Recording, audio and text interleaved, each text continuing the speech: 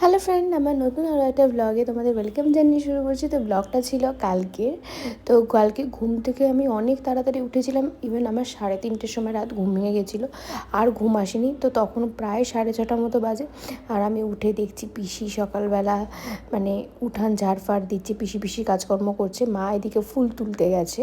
তারপরে আমি আরেকটু ঘুমিয়ে ভাবলাম মাকে একটু কাজে হেল্প করি, কারণ পুজোর আগে তো বাড়ি আসিনি। আর আমার এই ঘরের মানে এই ঘরটা যেহেতু আমি আগেই থাকতাম, মানে এখন আমি এই ঘরেই থাকি, তো ঘরটায় দেখি খুব ঝুলটুল পড়েছে। তো একটুখানি সেগুলোকে পরিষ্কার পরিচ্ছন্ন করলাম। আমি একা করিনি, মাকে হেল্প করে দিয়েছি, কারণ এগুলো করে দিলে মার একটু হেল্প হয়।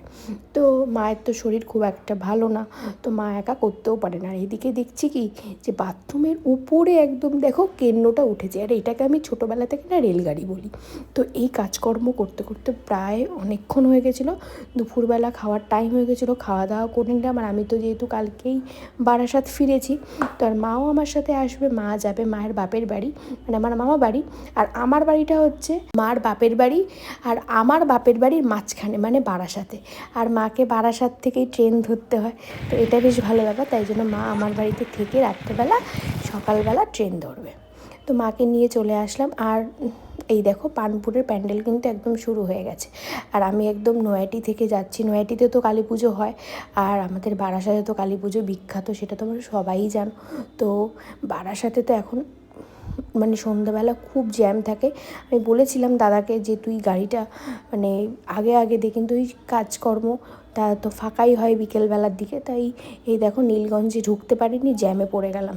মানে নীলগঞ্জে যেহেতু হাট বার থাকে, তো নীলগঞ্জে এই সময় যেহেতু বুধবার ছিল, সব লোকজন বেরিয়েছে, জ্যামও ছিল। নীলগঞ্জ আর আজকে হাট বার, তাই জন্য এত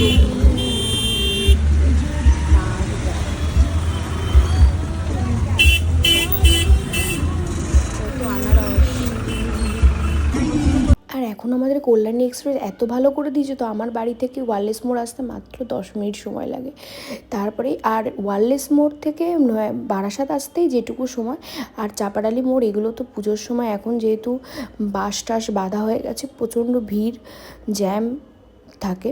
আর এদিকে যেহেতু সামনেই ধনতেরাস, 18 তারিখ ধনতেরাসের জন্য সোনার দোকানগুলো একদম লাইটিং একদম সুন্দর সেজে উঠেছে, আলোর বেশ ভালো লাগছে চারিদিকে আলো আলো। আর এদিকে বারাসাতের বড়মার মন্দিরটাও দেখো কি সুন্দর রং হয়ে গেছে। তো অনেকদিন ছুটি কাটানোর পরে বাড়ি চলে আসলাম। তো ব্লগ ভালো লাগলে অবশ্যই লাইক এবং শেয়ার করো। চলো টাটা, বাই বাই।